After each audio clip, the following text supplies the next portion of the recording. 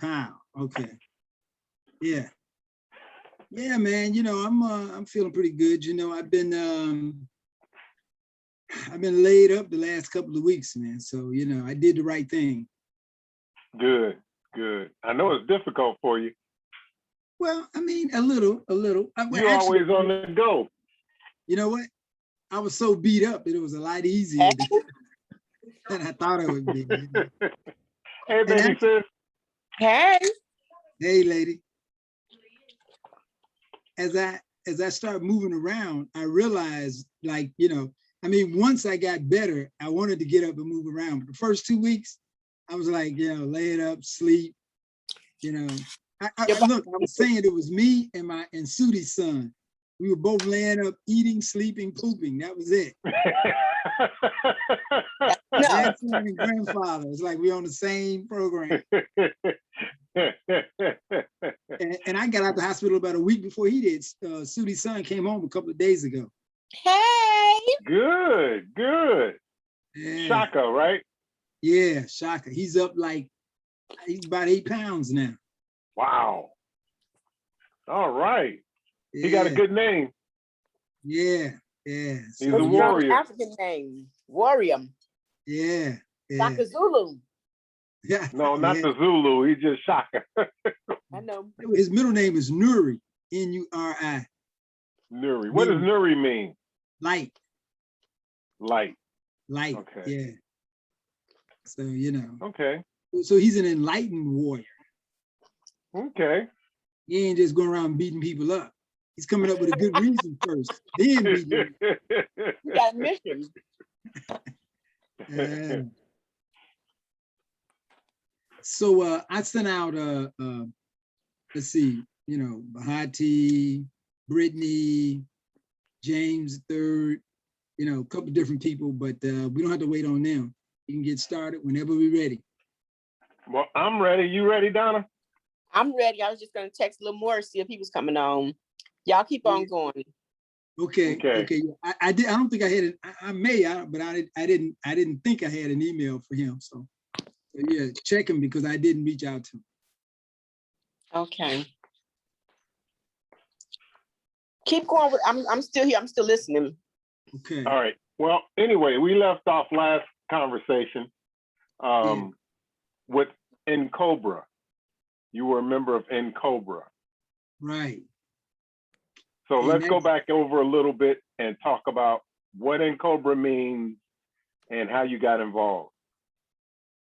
Yeah. N-Cobra is an acronym. It stands for the National Coalition of Blacks for Reparations in America. And its purpose is, oh, you know, there's this new, fairly new, I think it is new, documentary that came out this year, you know, 2021, I guess in the last month or so, by this guy named Raoul Peck. Raoul Peck, I know him, he's a director, and he did several movies that I remember, but you guys are probably familiar with him because he did the movie I Am Not Your Negro. Yeah. I heard of that one. Mm-hmm. And that was a documentary about James Baldwin. Okay. But he's put out a new documentary called I want to say, oh yeah, okay. Exterminate All the Brutes. Exterminate All the Group? B-R-U-T-E-S. Brutes. And okay. it's on it's HBO. I think it may be on HBO Plus, something like that. Excellent documentary. Anyway, I mention it because the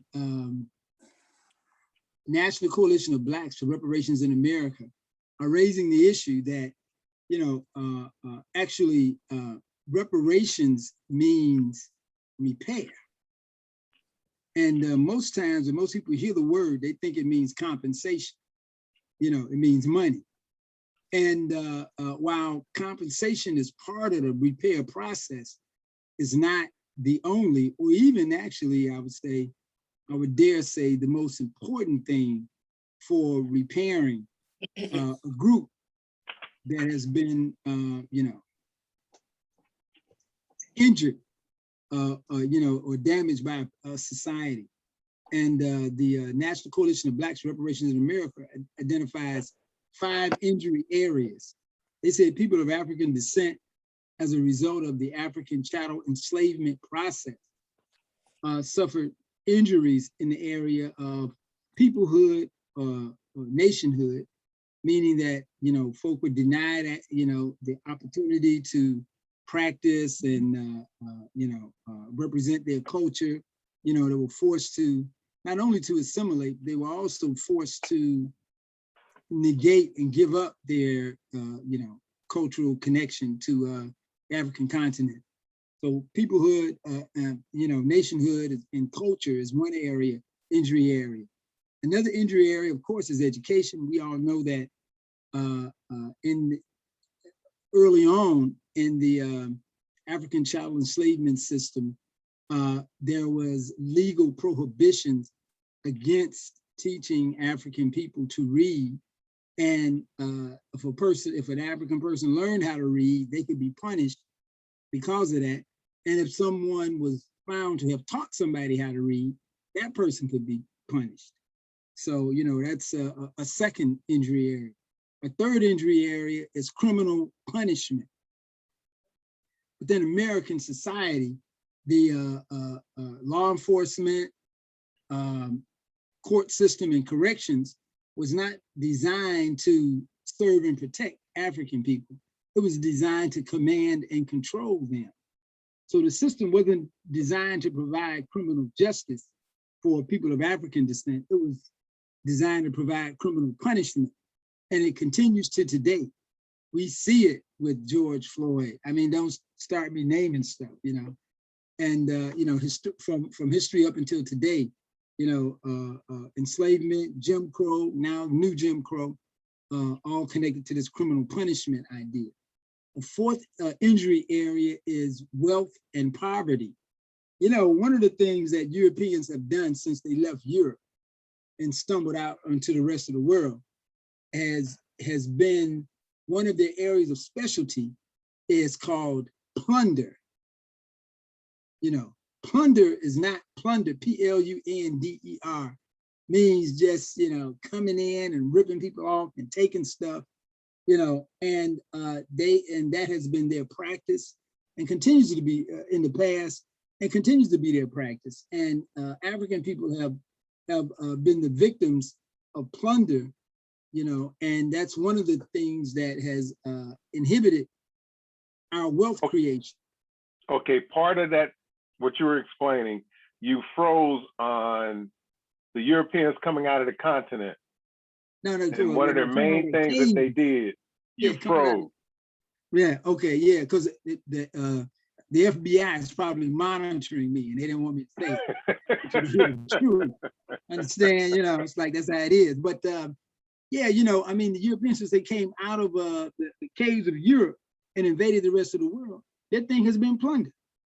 The few stories that we have of it, when they went to Mexico, they took the king and they told Montezuma, and they told his people, it's like, look, you gotta fill this room up full of gold up to his shoulder before we let him go.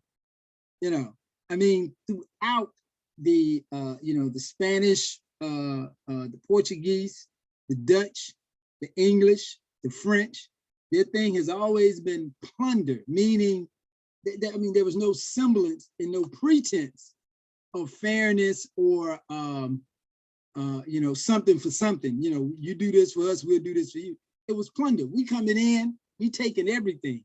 When we look at Native Americans here in the U.S., they would say it's documented, and everybody knows, and they freely admit that there was never a treaty between Europeans and Native and indigenous people that was not broken by the Europeans.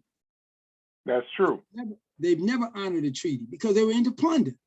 Anyway, so that's That's wealth and poverty, you know, and the extraction of wealth, the plundering of wealth resulted in poverty.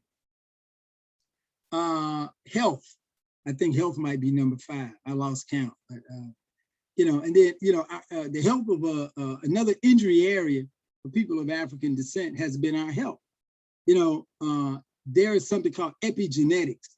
It's the study of how the environment affects how you physically, you know, respond. And it's clear that you hear people talk about, you know, the how stress can be, you know, can be a killer, you know, high blood pressure, cortisol, all these kinds of, you know, African people, even now are subjected, they're terrorized by this society. You know, when they were brought over here and their wealth was being stolen from them, you know, one of the ways that they tried to control folk was through terror. And that continues even to today. So a young kid, 20 years old, got killed up in Minnesota yesterday. The cop says, "Oh, I pulled out, I thought I had my taser, but it was a gun. I shot him and he's dead. Oh, my bad, my mistake." I mean, you know, I didn't, yeah, well, I mean, most of us, you hear people talk about parents having the talk, what they call the talk with their children, particularly their male children, saying, "Oh, when you're out in the street and the police pull you over, keep your hands on 10 and 2, you know, always say, 'Yes, sir,' be polite." Because, I mean, you know, that's part of that terrorizing that the society has done. So reparations or repair says, you know, those 5 injury areas need to be met, need to be addressed, need to be repaired through the 5 remedies that are in international law. And those 5 remedies are restitution, restoring a people to their former status before they underwent and you know were underwent the grievous behavior. You know, a second part of a form of reparations and repair is rehabilitation, dealing with the physical and the mental impact of you know, the society's wrongful behavior.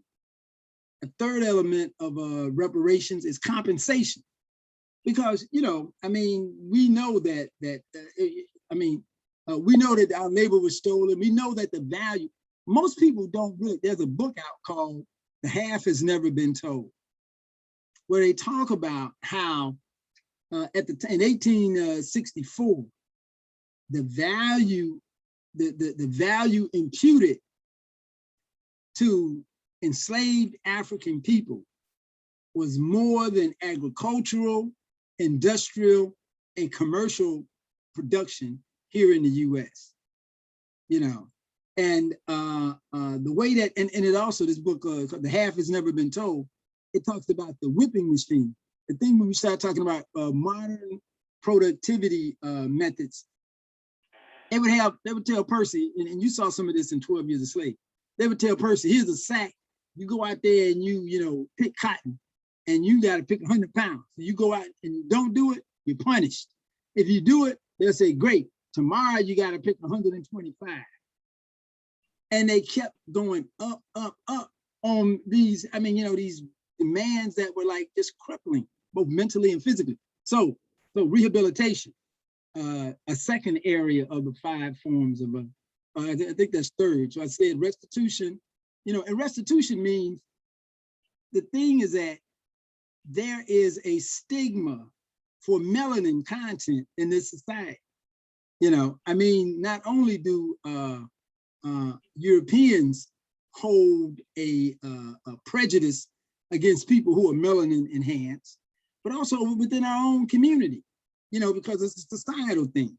It's a thing where, you know, I never really thought about the fact that I'm considered, I'm looking at you now, Percy, on my screen, that I'm considered light-skinned. So am I. Yeah, it's like light skin. What do you mean light skin? But I mean, you know, this society is so jacked up. You know, we've heard it. I mean, growing up, I heard, you know, brown stick around, you know, yellow you mellow, and all that. All of that stuff is you know, part of the mental health stuff. But it also speaks to the dehumanization of the African personality in the European imagination. You know, in order for Europeans to treat African people the way that they did, they had to convince themselves and try and convince the African that they didn't deserve, that it was okay. That's why in their law, even the U.S. Constitution, is somewhere in the Constitution, I can't remember exactly where, but they state that blacks will never allow blacks to have control, basically. Yeah. So that's so you know, there's restitution, restoring you know, our status within society as, you know, fully human. Restitution, there's a rehabilitation, dealing with all this both physical and mental injuries that have been caused us. Compensation is part of it. We need to, you know, be compensated for the value of our stolen labor and land, for many of it. The fourth area is my wife is vacuuming. Hold on, I'm sorry. My wife is vacuuming. Let me get out of the room.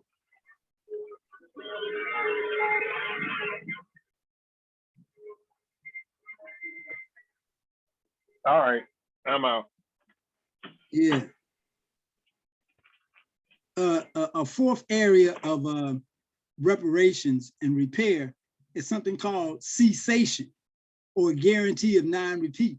I mean, you can't keep doing this kind of crap you've been doing. Like I just talked about the shooting yesterday, and any number of shootings and kinds of you know, egregious behavior that have been involved in. And the fifth area of repair that constitutes reparations is satisfaction.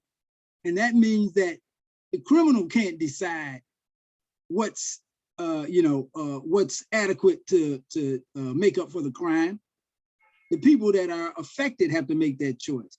And that means people of African descent, people with melanin enhanced, have to be the ones who say, oh yeah, you know, that's what we need, not the government, you know, telling us, here, this is what we're gonna give you, take it, you know, take it or leave it. You know, so those are the 5 international forms of reparations that are required to do to repair the injuries that have been brought against, wrought upon and brought against people of African descent. And so that's what reparations is about. And it's not only about that, because when you meet somebody who's in a abusive relationship and they come out the room with a black eye and a broken arm, you don't put makeup under the eye and a splint on the arm and send it back in for another whooping. You deal with the abused and you deal with the abused. So, you know, there are these the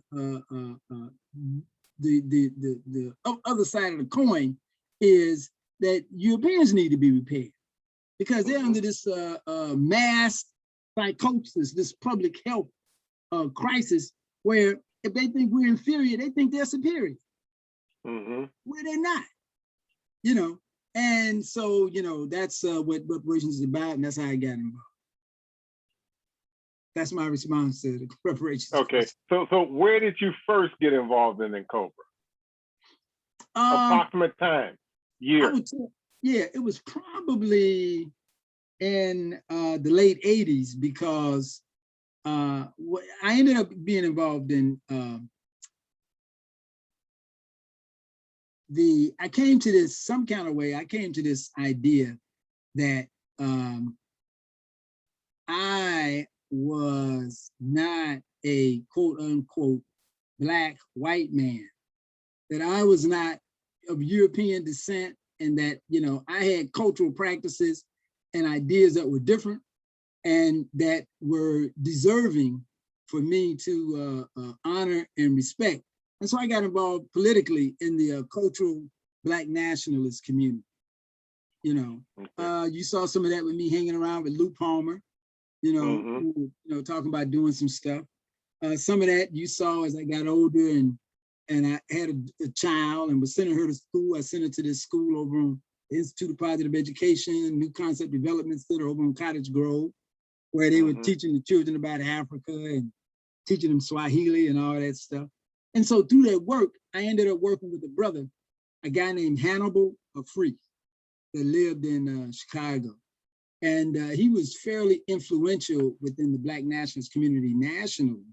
And it was probably through him that I was introduced to reparations in the mid to late 80s. Okay. Okay.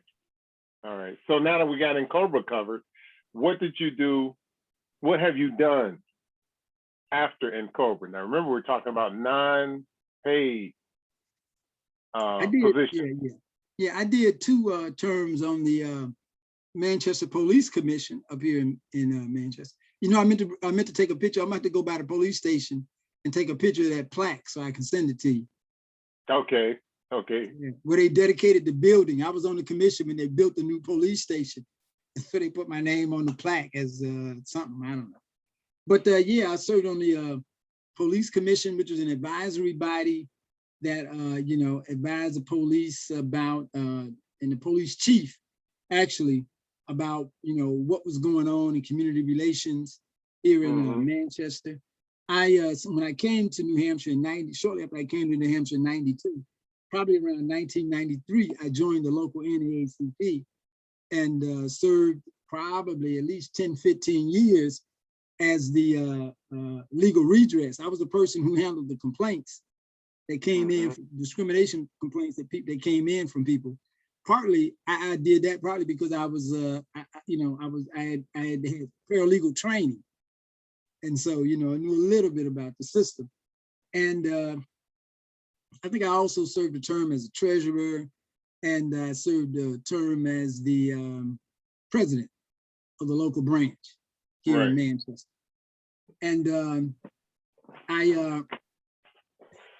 I think I mentioned last time that while in Chicago, I started a group called the Ujamaa Family. And one of the things we did was this Kwanzaa market every year, which was a lot of fun. And when we got up here to New Hampshire, we started a group called the Ujima Collective. Ujima is a Swahili word that means collective work and collective responsibility. And we started in 2001, we started a summer cultural festival where we got, up here in Manchester, African Americans are a minority among people of African descent. So we got like Haitians, Caribbean, you know, Jamaicans, we got folk from Sudan, we got folk from the Ogoni region of Nigeria, Liberia. And so I would go around and, like, you know, say, hey man, we're gonna do this thing. Why don't you have your children come and perform your cultural dance or sing or something like that? And we started the festival, and it's still going. We're wondering, we did something last year in the midst of the pandemic, and they're talking this year about doing some. 2 years ago, I gave up. It's like, I done done this, you know, 20 years, I've done enough. But yeah, I've been involved in a number of different volunteer activities that were connected to, that were not directly connected, that were loosely connected to my work. I worked with this group. It was a national group called the Development Leadership Network, where people who were working in community development, meaning people who were working in housing, business development, that kind of stuff. Nationally, we came together to start a, oh, okay, thanks, Wahid. To start a, I forgot about that. Start a national professional association, you know, nationally, and that went for about 10 years.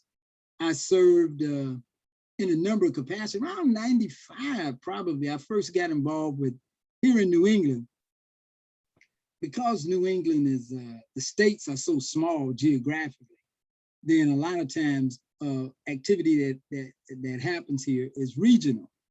And there was a guy who was had money from the Pillsbury. His family was part of the Pillsbury company. And he took some money and he said, like, hey, you know, we got this money and I want to give back and help, you know, communities, you know, for deal with inequality and that kind of stuff. And so he gave some money. He started this group called the Haymarket People's Fund. It was a foundation. They gave money to groups that were involved in social change. Their motto was change, not charity. And back in '95, when I came here, they were servicing the 6 New England states. And the way they did it was they were saying like, look, we know, we ain't trying to control communities and make them do what we want to do. We want them to do, kind of like their own thing. And so in each state, they pulled together a group of folk who were community organizers and activists and that kind of stuff. And then that group of from the community, what they call it a funding panel, it was a local funding panel. They would look at the proposals that came in from people saying they wanted money. And the idea is like, if I'm here in New Hampshire and somebody in New Hampshire saying they want money, I have a much better idea of what they're doing than the headquarters of this foundation, which was down in Boston. So I was on the funding panel here in New Hampshire for a few years. And then they changed the structure of the organization and centralized it. And so I ended up on the board of the foundation and served as the chairman of the board, for a few years before I kind of dropped off of that. And there's probably a couple other things I'm forgetting, but those are the things that come to mind most readily. Now, you got a new grandson. Yeah. Out of all the things you've done in your life, yeah, on this video, on this conversation piece we're doing, because he's really young, yeah, what would you leave him as far as information toward his future? Yeah, and hopefully what I'm leaving him, I've left through his father and his, aunts and uncles and cousins, because I think the most important thing that anybody can do in and for their life is adopt a perspective, adopt a growth perspective as opposed to a limited perspective. Like many people look around and when, it's kind of like seeing the glass half empty or half full. I try and cultivate within myself and within those around me, this idea of possibility thinking, Okay, explain that a little bit. Possibility thinking is saying when you want to do something, don't just look at one, what's been done, or two, what you think, what others have done, but think about what's possible. What do you want to do? And how can you make the thing you want to happen? Okay. Possibility thinking in some ways, I guess a manifestation of that is entrepreneurial thinking, but for me, I think it's being able to, so that's one thing, the possibility thinking. And two, the second thing is the willingness to act. Because ideas without action are, are not worth a lot. And action without ideas is not very effective. Yeah. So, I mean, I want to, the greatest thing I can leave my grandson is an attitude and a perspective.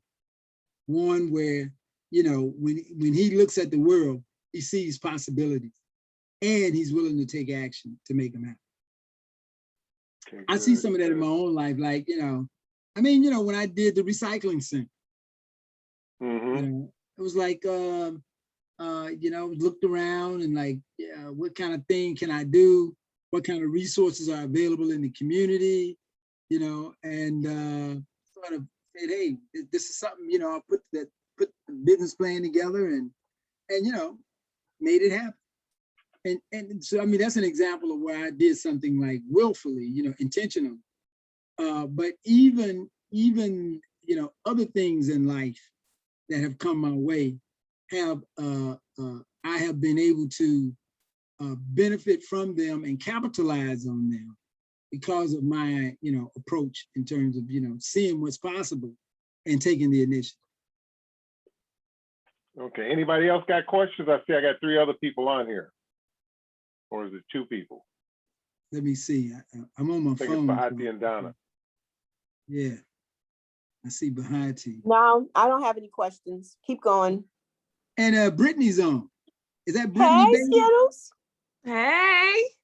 Hey, I was hey, listening. Britt. I 'Cause I need have- questions. You missed the first 2 sessions or 3 sessions. I know. What we is it recorded you want to it. know about your uncle? Everything, I guess, everything that he just said, because I was late, is all news to me. So Did you get your book? you said, did I get the book? Yeah. I did get the book. I meant to call you and tell you it came. All right, cool. Yep. I'm just listening right Is now. she part of our book club? Huh? I want to Is she be. part of the book club? You sent her the Yeah, same yeah, book no, you sent no. me? Yeah, That's I'm a different building it book. up. That's a different book. No, same book. That's the same book he said. Same book. Okay. So this is our book club, Brittany. Yeah, You gotta be better than your auntie. Hey, I James told him I'm III. gonna read here and there. Yeah. James III got a copy, so you know we'll be able to get something going. Yeah. But So, Britt, what do you remember about your uncle? You said, what do I remember? Yeah, He's still here. I'm I putting you on the mean, spot. I know. what do I know about him? Yes. See, that's why I'm saying this would be new because I don't know exactly what to say. I don't know. I'm Well, listening. I can tell you something. Didn't you see him a lot? A lot of traveling? Yeah, of course. I knew he did a lot of traveling. I knew he was heavily invested in like he said, in the reparations. I know in that black he stuff. moved. Huh? Say in black stuff. Jimmy. Right, okay. But moving us forward, I know that you worked a lot with Auntie Donna as far as like family history, just trying to dig that up. But I couldn't give you any specifics because, like I said, this is all new to me. So. But those are specifics. Well, yeah, that's general stuff though. That's not general stuff. That's stuff you remember. Name some stuff he did about recycling. I didn't know nothing about that. I didn't know he was in. You said something about a museum or they had your picture somewhere. I wouldn't know any of that.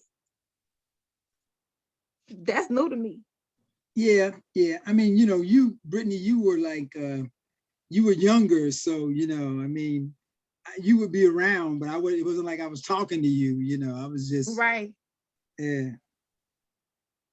So yeah, I did know that he would go to meetings. Even when he came to Chicago, he would be always at meetings. I didn't know what the meetings were about, who was there, what y'all was doing. I knew that he was a busy man. He was always on the phone calls or doing things like this. Mm-hmm. So I don't really know what it was about though. So okay. And see, that's one of the reasons why we're doing this, is so we can pass it on to the other family members, so you can get to know your Uncle Dub, your Aunt Donna, your Uncle Percy, and whoever else decides to do one of these. That's right, because whatever, as little as you know, Quentin knows even less. exactly. Mm-hmm. Right. Hey, and Jade less than him. Okay. Jay's a runner. I can't catch her. She's a runner. Jade is busy. She is. I got a question. Okay, I'm gonna pose a question. Come on. So what do y'all think? This is for Dad and Auntie Donna too, and Uncle Percy. What y'all think about, like, you know, how nowadays like our generation's not really having as many kids. So I think about like my nephew, he only has one auntie and one uncle. And I got like, I don't even know how many uncles I got. I can't even tell you. Like serious. Because I also count, you know, like my aunt's husbands too, right? So they uncle as well. But I have a bunch of uncles and a bunch of aunties and cousins and all of that. So do y'all see that as well with y'all kids? And like, what y'all think about that trend, I guess, is what I would say. Yeah, you know, I would say, let me jump right in on that. I mean, there is this is a national trend, not national, international trend, where things like, both physical and social factors are coming into play. One, women are having, women in particular, because women have children, they're having children later and later in life. My youngest grandson, his mom was 35, and his, his oldest cousin, who knows how old but his so that's one thing, that women, because women are entering the workforce, they're delaying choices about children, and that's cutting down on the number of children. Women used to start, now it's like it's the age for when women generally have children is probably double in the last 50 years. Women used to have children around 16. And so by the time they got to be, 30, they didn't have 4, 5. But hold on, was that socially acceptable though? Because when I was growing up, having a child at 16 was not, I was just about to say that. So was that socially, I guess maybe 50 years ago, was that socially, like? Let me jump in on that one. All right. Okay. Now, I like your explanation, Doug, because women did enter the workforce. But prior to that, women were at home. The husband did the working. And if they weren't doing a job, they were raising, like in the South, they were at home in the country. So they were raising food, and they needed, how do I put it? They used the extra hands to help around the house, to help with the chores. The kids were driving cars and trucks and tractors and without licenses. They were going to town and picking up the load of whatever dad needed and driving back home. Now, with the women entering the workforce, the men entering the workforce, we want our time, I'll say it that way. You young kids want your time over family time. Well, that's so one is that the thing about socially, women are entering the workforce, and that's pushed through this economic stuff, because the societies could be structured that could accommodate, less, they could accommodate a one household income. The other thing though is like some of the social stuff is that women, some women want to work. Who wants to be sitting around the house chasing behind babies? So that's one thing. Another thing though, physiologically, is that male fertility is dropping.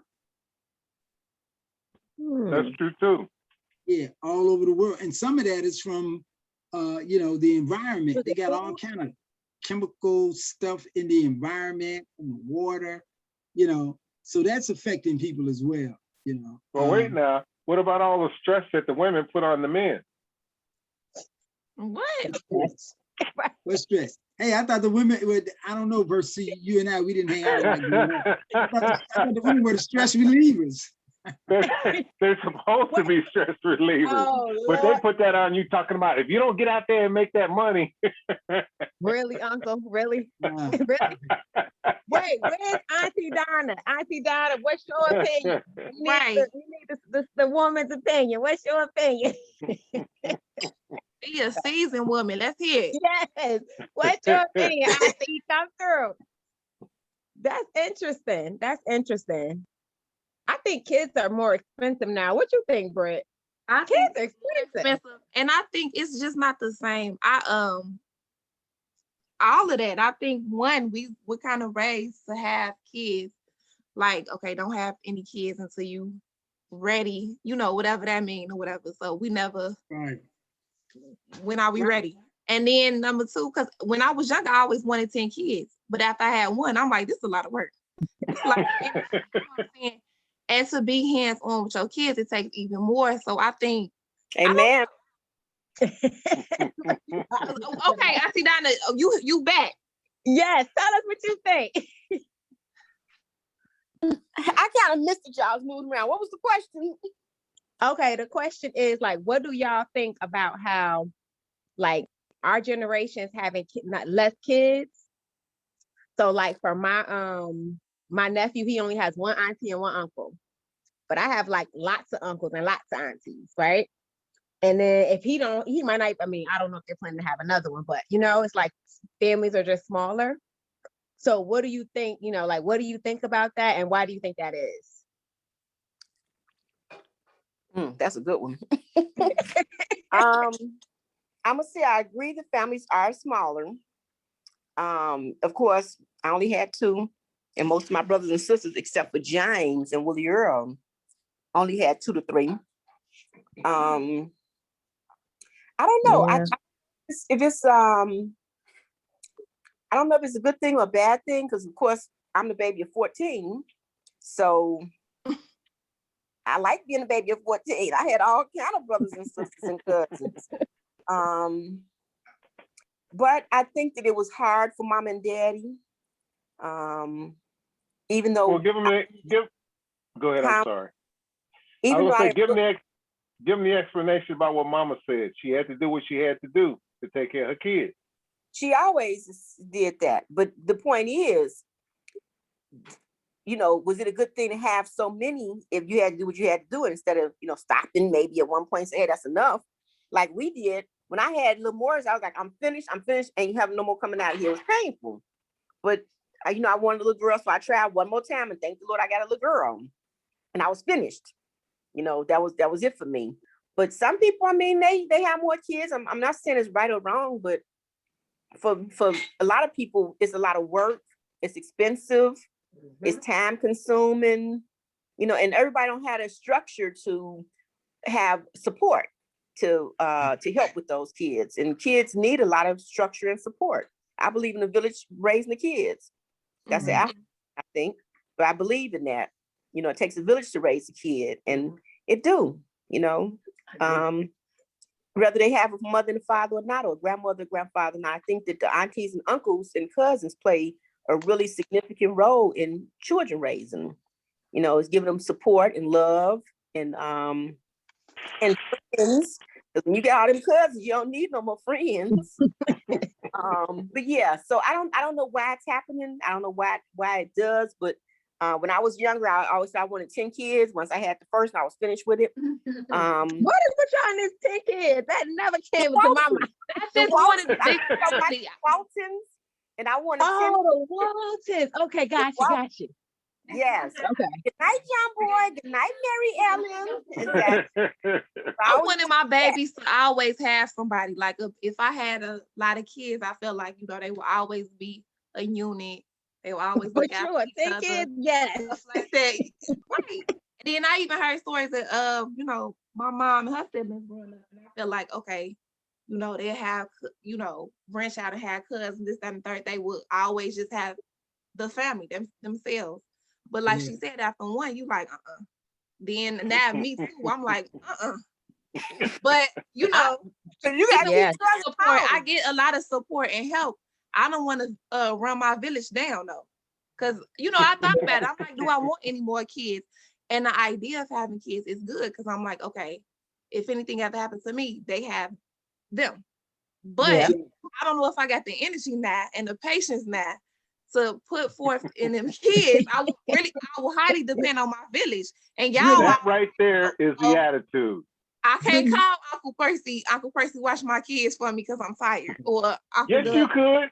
You could call. You just got to get them to me. I can't even call my sister and brother. They got their own lives. So I mean, and I think so. People used to be more family oriented watching kids. Like honestly, to me nowadays, people do not want to watch kids. Now my parents, I'm very blessed. My parents go hard for their grandkids. Okay, this is being recorded. I am on record. Go hard for their grandkids. Let me just put that out there. She's coming tomorrow with them. That's all she. I mean, my parents go hard for their grandkids, but and to be honest, like you said, Brett, my aunties and uncles are supporters, and my brother too. Mm-hmm. But I remember when I had my son. I remember this one of my mom's friends. She said, "Come here, let me tell you something."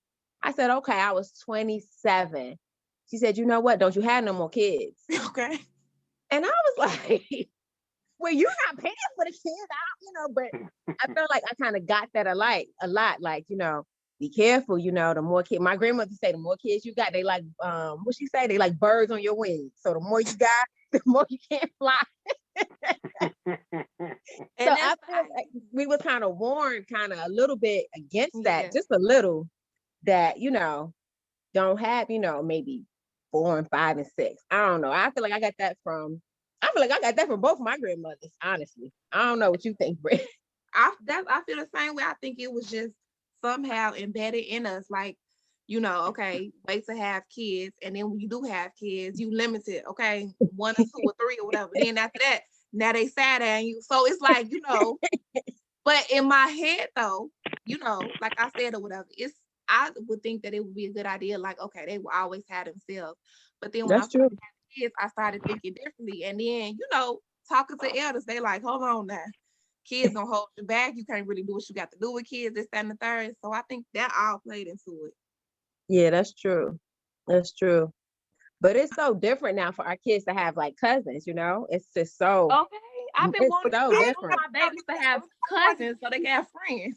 Yeah. Never help me back. I want to do, y'all just went with me. Huh? Yeah. Y'all just went with me. If I wanted to go someplace, y'all just had to go with me. Kids didn't help me back. Right. Hey, I mean, I say that about my children. People are like, oh, I ain't got a babysitter. It's like, no, I need to go so and so. Yeah, pack up, y'all. We leaving. We going to the meeting. Hey, we going down to Seabuck to see Lou Palmer. Oh my God, that's true. That's true. Yeah, because they saying like I got a lot of friends who have no kids, like a lot, so. And I mean, my son, he's like 35, having his first. Yeah. That's up there. And it wasn't unusual for, first, women didn't go to school. They just had babies. Then they started going to school and they didn't go to high school. Well, actually, no, let me take that back, because they had to be around high school age where they could start having babies. But it wasn't unusual for up until, one of the things that's different, Percy, is something you pointed out, which is that as the society became more industrialized, then the expectations changed. Right. In the old agrarian agricultural societies, you had children, the children worked on the farm. It was like a ongoing enterprise, and even to the thing about folk helping each other, raising the crops and all that kind of stuff. But once you got into the city, then it became more, in agrarian societies, you had the small town. Like I've said more than once, I cannot imagine the hell that my mother went through having children down there in Waynesboro, Mississippi, by different fathers. Mm-hmm. Even back then, in the 50s, but once you got to the city, you got these industrial things, you live in an apartment building, don't nobody know you, you don't know them, you're doing whatever you're doing. I will say though, that one of the things that I I was a generation, and me and my siblings were the generation where we left the farm and came to the city. You guys are boomers, right? Yeah. You could say that. We're the children who came from the folk who went to World War II. Yeah, we're the product of World War II, children born in the mid 40s up until like, the 60s, something like that. Mm-hmm. And it was when I grew up thinking for some reason that I was supposed to go to school. But I grew up in Chicago. When I got to Chicago, I was around 5 years old. They put me in kindergarten. So that's all I knew, And then as I grew older, ended up going to college and all that. Then my expectation was that, my children would go to college. That was part of the school experience. That, for women, was one of the first things that, so before it was like, oh, well, women, when they wasn't really going to high school, graduating from high school, they ended up getting pregnant while they was in high school, dropping out. Then they started graduating from high school. But once you graduated from high school, time to get married, start pumping out them babies. But then once the expectation was that you were going to college, well, that was another delay. Right. In terms of, and so all of this is kind of plus the other thing about this industrial sort of environment. We don't live in a village. We live in a mobile industrial society. So Percy down in Mississippi, I'm up here in New England, James and, is in Chicago. Somebody, I mean, you can live anywhere. Percy's in Mississippi now, but he was in Colorado, True. So, and that's not totally unusual. But if we were all in Chicago, all of us, Bahati, me, Percy, then there would be this kind of a network of family support system that could, help raise larger families. That's true. Yeah. And I think you would have more kids then. Who, me? Both of you. You know what? Time to drop another one. Hey, I'm bringing the other one over. But I knew, I was like, oh no, no sir, no sir. After 2, I wanted another one. I'm sure you did. Hey, I did too. It's easier for the gas to say that. Yes, And man. I was like, hey, it's like, well, we're gonna have more children. It's like, well, okay, you got 3 children and you got 3 pieces of bread. Each kid gets a piece of bread. No. You got 6 children, you got 3 pieces of bread. Each child gets half a piece of bread. It's like, If hey, only it was that simple. Right. It was only that simple. No, man, having kids, motherhood, man, I got a girlfriend. We think about doing a podcast. Motherhood is not a joke. Motherhood, and you talking about you work and you married or have a partner. Yeah, Man, that's true. It is. it's not a game. It's more challenging for the women. It But is the not. the nice part about it is that one part you said, when you have a partner or you're married that's there to help. Right, but those two hopefully go together. That's the hope. If you like They're it, there that's to the hope. help. It takes some of the pressure off of motherhood. Oh man, it's a balance, boy. It's a balancing act. Yeah. It's a balancing act. So Doug, where did we leave off? What else did you do up to that point? Something about, as I look back on my life, I mean, it's true. I've always, and I don't know, I mean, I didn't necessarily think about it and plan for it, but I've always been like a paper pusher in my work. I've always had a desk job. Even when you went to school? Well, I mean, being a student is a desk job, but even, yeah, I mean, and the thing about it is that when I went to, all of my college was non-traditional, meaning that I was working while I was going to school. Now, how many years did it take you to get your first degree? It took me 4 years to get my 2-year degree. Okay. And then it took me another 4 years to get the other 2 years to get my bachelor's. Well, actually, for me, I think I told y'all the story because I went to Job Corps and I came back from Job Corps. I enrolled in community college, Olive Harvey. And I was in school for like a semester, and then I went to the Air Force. Well, I was in the Air Force 11 months and 28 days, just shy of a year. And when I came back from the Air Force, I was eligible for the GI Bill. So they paid me to go to school. And so school was a part-time job. I wasn't trying to get finished. I was just, milking it for what it was worth. Yeah. So I take a couple of classes and, hey, each term and, just, and do just enough to not get an F. I mind getting a D. Maybe I get a C if I like the class, but I just couldn't flunk the class. That's, and so, I mean, it wasn't like I was grinding, trying to get out and I just couldn't pull it together. it was, you know, I mean, I was working, doing this and that, and school was just one of my jobs, a part-time job.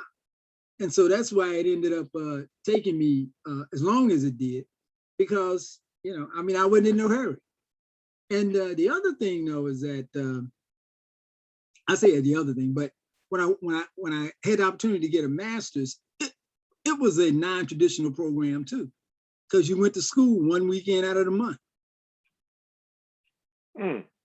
You know, you go to school on Friday, and I mean, and for me, really non-traditional part was I was flying from Chicago up here to New Hampshire to go to school once a month. So once a month I was flying into Boston and driving up to New Hampshire. And and that took me like 18 months, like a year and a half, which was kind of quick, but it was, even that was non-traditional. It wasn't the, you know, sit up in class and, you know, 16, you know, credit hours and that kind of stuff. So I was blessed in that way. And I, you know, I guess probably the job that was least a desk job was when I was running the recycling center, both the one that I own, Community Recovery Center, and the one I worked at on the west side, the Bethel New Life. But even there, I was the manager.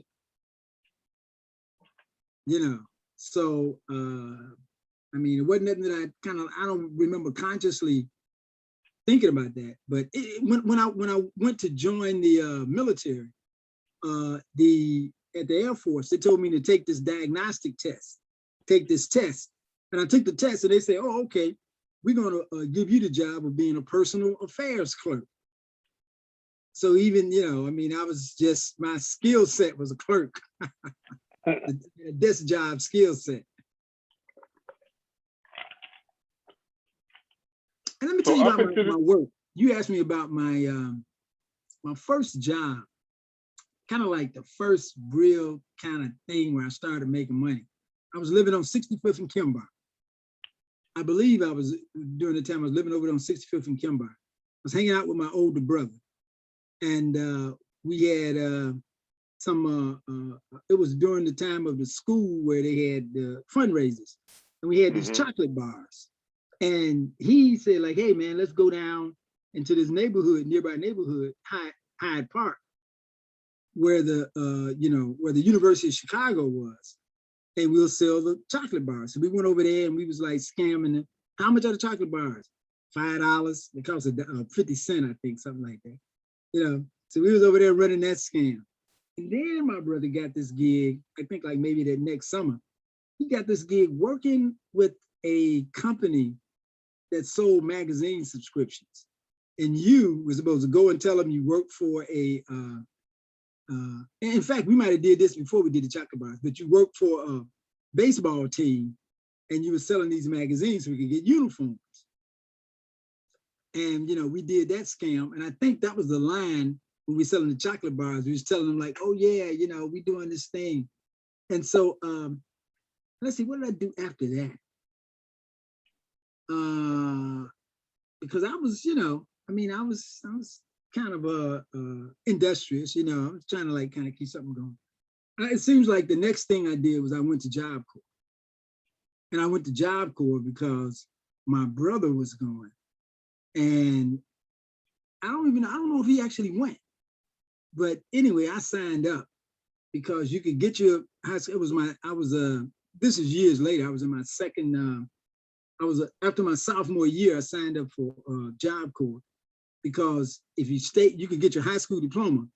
And if you stayed 6 months, they gave you, you know, they like saved up like $100 a month. If you stayed 6 months, you get $600. So I did that. Then I came back, went to the Air Force, came back. And the first job I had was working in the Veterans Administration, the Taylor Street, the West Side VA, in food service. I would go around handing out meals to the vets in the hospital. And after that, what did I do? I think after that, I got a job working for the Illinois Employment Service as a veterans rep, where veterans would come in looking for, if a veteran came in looking for a job, they sent them to me. And my thing was, that made me so good at it, was that, you had to listen to, generally to say, okay, like, what kind of job you want? Say, any kind, I don't care. But I had to like help them create a work history and resume thing. So, well, what did you do? And I'd sit up and I'd make up this stuff about who they were and what they did and send them off for jobs. And while I was there, I decided to work for the federal government. I thought that would be a better deal. So I took the exam and decided to work for the Social Security Administration. And I worked there for maybe a year and a half, maybe 2 years, and ended up getting fired from there. And after that, I hooked up with this guy, Harold Bell. Did y'all see have y'all seen the movie Judas and the Black Messiah? I haven't. It's about Fred Hampton in Chicago, the Black Panther Party. Oh yeah, yeah. I've seen it. Now you mention that, yeah. Yeah, they came into the apartment and they murdered him, shot him in bed. Right. Well, one of the guys that was in the room was Harold, that was in that apartment, was Harold Bell. Well, one of them was Bobby Rush, of course, going on to be congressman. But no, Bobby Rush wasn't in the room. But Mark Clark was in the room. But Harold Bell was in the room. He was a chairman of the Rockford, Illinois chapter of the Black Panther Party. So after I got fired from the Social Security Administration, I hooked up with him. I don't remember exactly how we met, but he had started this, he was trying to do this import-export business. He had taken the money that they had given him when they finally got a settlement from the government for the shootout and started this import-export thing. And so I was selling paper bags with him. He order from a bag company. They print bags for a store, and they print more than they need. They'd have overrun, and so he would buy the overrun, and then we would take the bags and go door to door to stores to sell them the bags. Now, imprinted bags, personalized bags for stores are fairly expensive. We'd have like bags from Kansas City, and Montana. And it's a shoe store and it's like for a pizza place or something. I'll be going like, hey man, you need bags? Like, yeah, we need bags. Like, buy these bags. It's like, well, them ain't, like, this ain't the bag, this ain't the name of my store. It's like, yeah, man, but it ain't like it's, it ain't like it's on the west side and somebody can look on the thing and go there. You just need something to put the shoes in or whatever you sell. So I sold bags for a while, paper bags. And it was during this time, some kind of way, I don't know, I used to read the newspaper, maybe I was looking for jobs or something, but I saw this thing that the city of Chicago was doing, where they were trying to put abandoned properties back on the tax roll. So they were having $1, it was a lottery, and you could get in the lottery, and if you won, you could get the house for $1. The city would loan you the money to fix it up. And then you just pay them back and, pay taxes, everything. And so I got into the thing. So I told my old lady, it's like, told Brenda, this is the time we were living on 61st and University. And I was like, hey man, like I want to do this lottery thing. What about this? She's like, hey, okay, whatever, So I signed up for it. They did the whole thing. They did the drawing. And I think I was like 93 or 98 out of 100. They were going to draw 100 people. And after that happened, then they said, okay, we're going to put you on, we're going to give you a list of all of the houses that we have available. And you pick like 5 or something. And then we'll take you around, they put us on a bus and we went around. We didn't get any of the houses that we picked. So it was like, there, I went home like, man, it didn't work. We tried to do it. But they called us like a couple of weeks later and they said like, hey, look, we got a house out on 330 West 109th place that nobody wanted. Are you interested? Like, yeah, we interested. So they took us out there. It had been a house, it had caught fire about 5 years earlier, burned a hole in the roof. It had been raining in the house for about 5 years. They say, look, we'll sell you the house for $1. It'll cost about $25,000 to renovate it. And, it'll be your house. You pay us back the loan, pay the taxes, everything. Like, cool. So that was my first house. out there Okay. on 109. And, hey, the rest is history. I lived there and, was raising my children. My son was born there, so that was, but that though, it just occurs to me to say that. And Percy had asked me a question before y'all got on. He said, what lesson would I want to leave for my grandson who's just born, little shocker? And I said, the thing that I would want to leave for him is this idea, this attitude called possibility thinking. Being able to like look at what's going on and figure out, what's, how to make what you want to happen and then take action. And that housing lottery was an example of that. A good example. Yeah, like I saw it in the newspaper and it's like, man, like a housing lottery, a house for $1, and so I went for it and it worked out. And then the thing about it was like, I just, like they said, you probably heard it said, hey, if you take one step, God would take two, kind of thing. Mm-hmm. And that's exactly what happened. I applied for the lottery, we went through the whole process. They're like, sorry, it didn't work out, but then poof, the house popped out, So yeah, that and what did I do? Where did I go after I stopped working? I think while I was selling paper bags, and I was doing my GI Bill scam.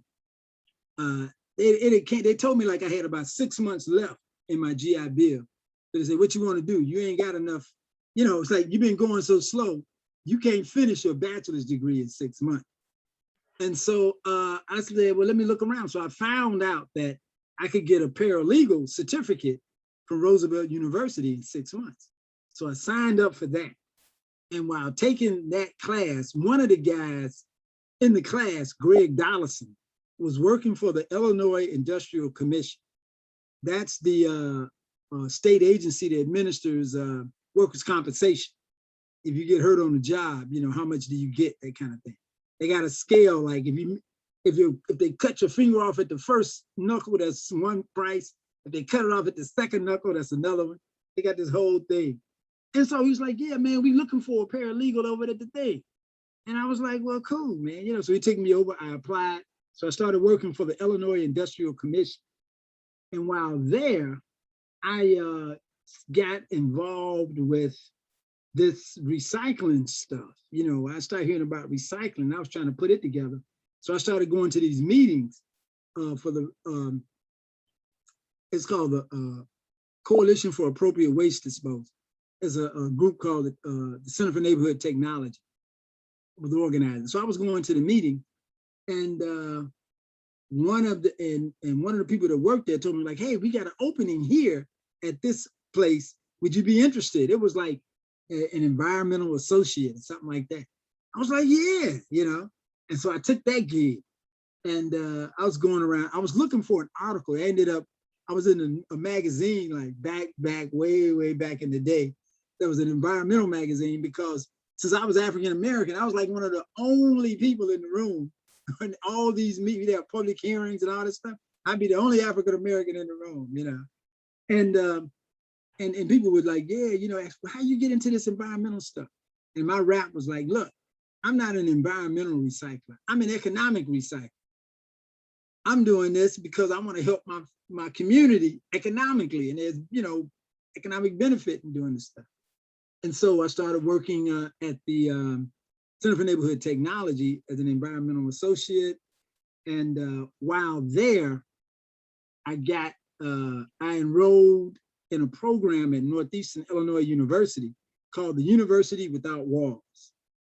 And it was a program where it used, I don't even know if it still exists, but it used your life experience to give you academic credit. And so I had written this report about, I think I still got a copy of it, about waste disposal in the city of Chicago. And so I put together this thing of community law and inner city studies.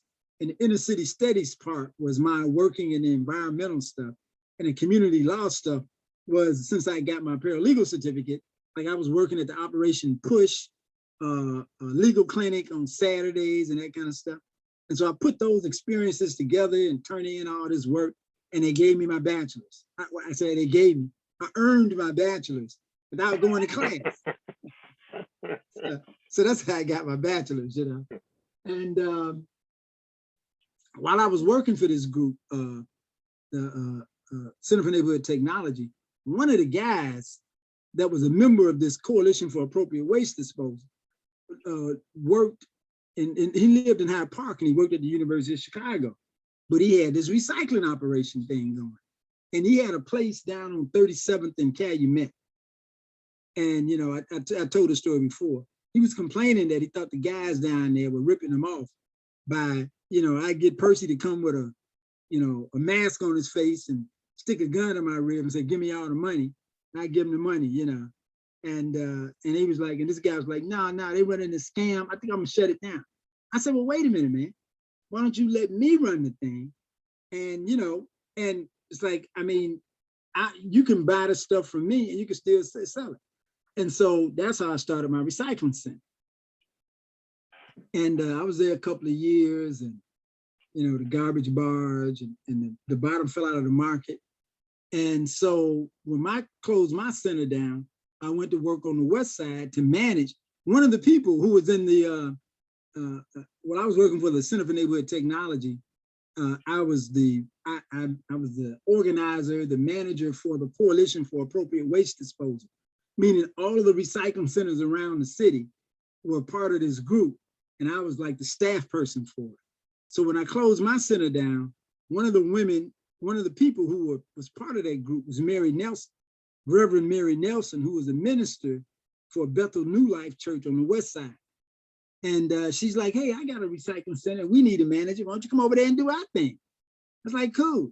So I went over there and I was doing, you know, working as the manager. Before I closed my center, a friend of mine had told me, he's like, hey, I know about this master's program. You should, you know, you should go. It's like, man, I don't know. He's like, no, you should go. I said, okay, I'll check it out. And that's the master's program where you go one weekend out of the month. So while I was working at Bethel New Life, I was going to school. And I was, you know, in this master's program, and I could do it because, you know, during the week I'm at home, and one weekend out of the month I'd fly up to New Hampshire. And so after I got my master's, I was still working at Bethel, but I was like looking for another job. I applied to about a couple of hundred places. Nobody wanted to hire me.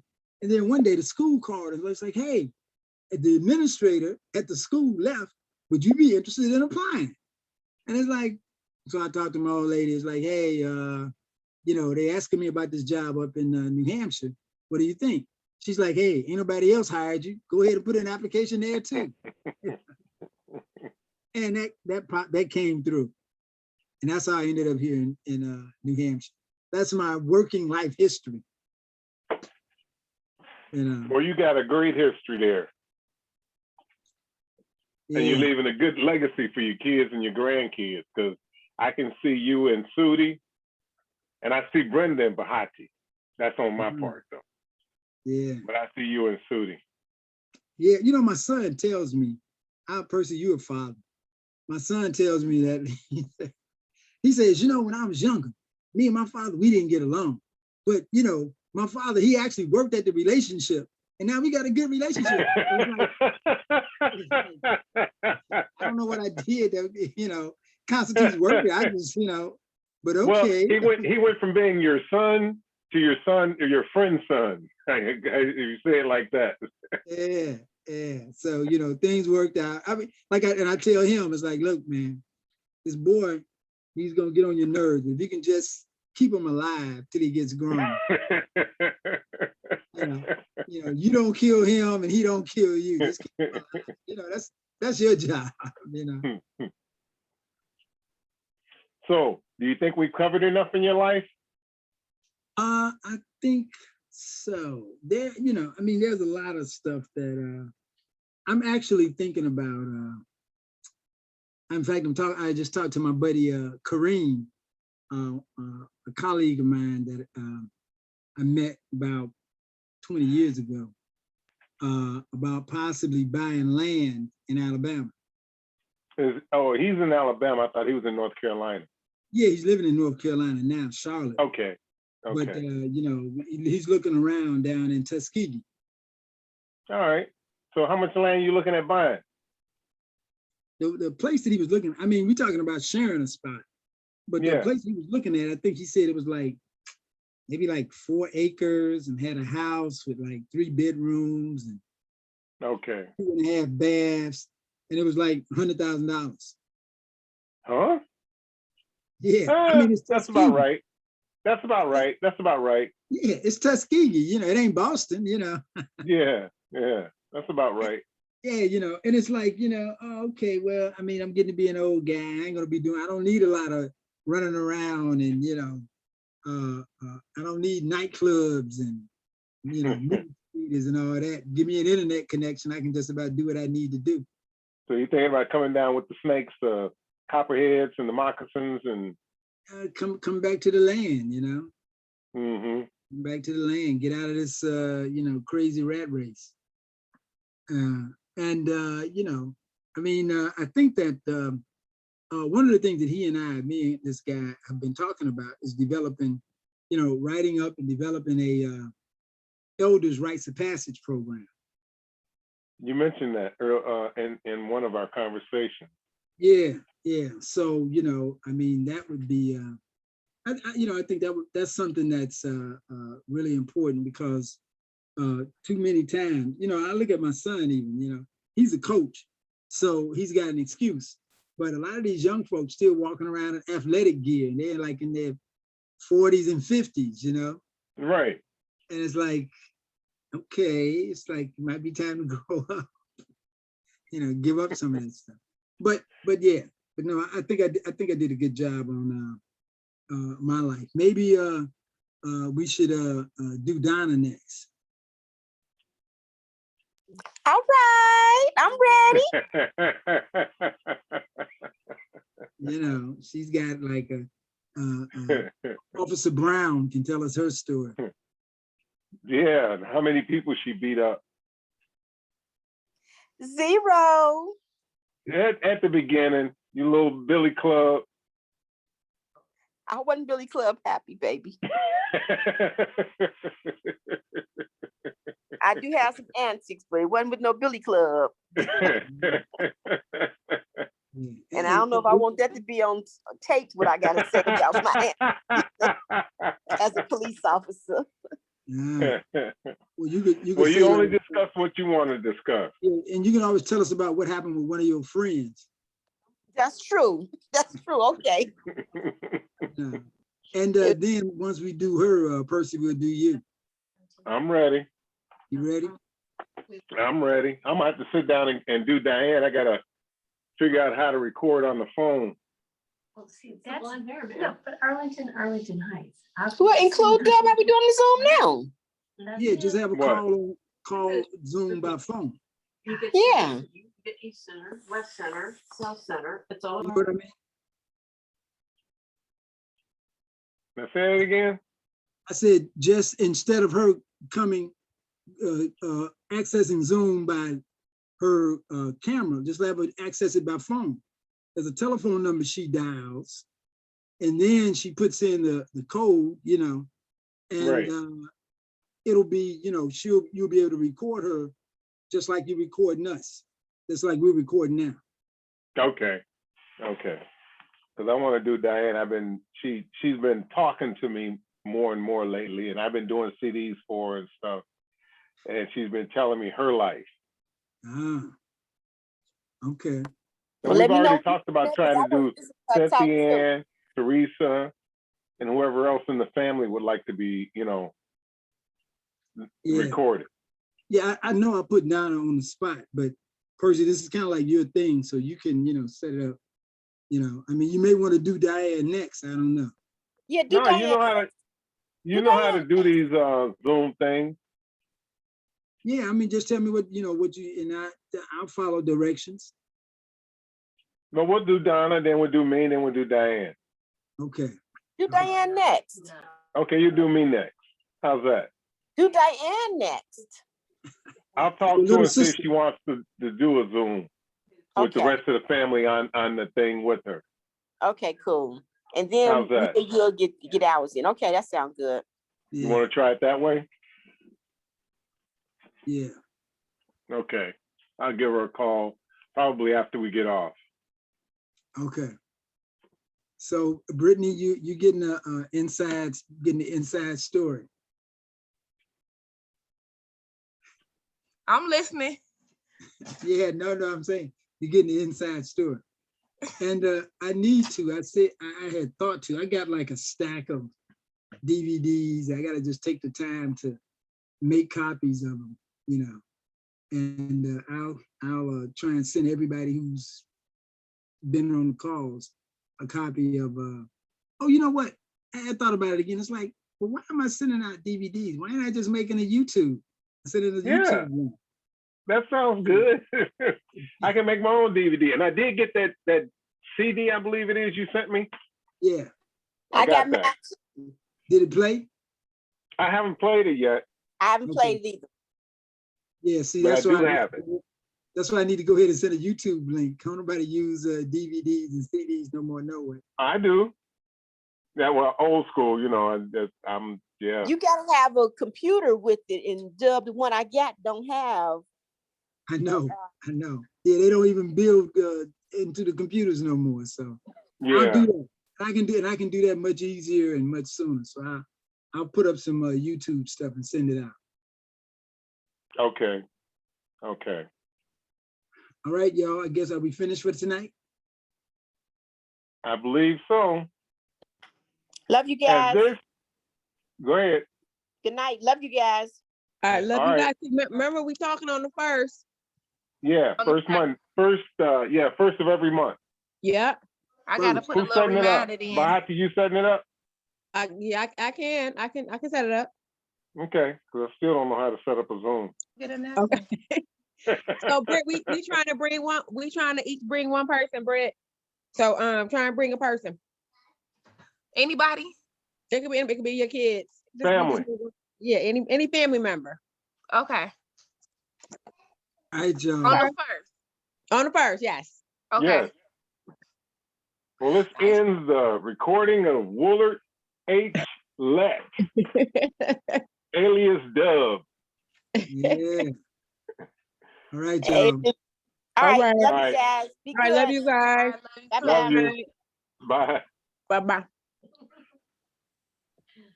I don't know how to leave. Oh, there it is. End this thing. I'm doing the same thing, Percy.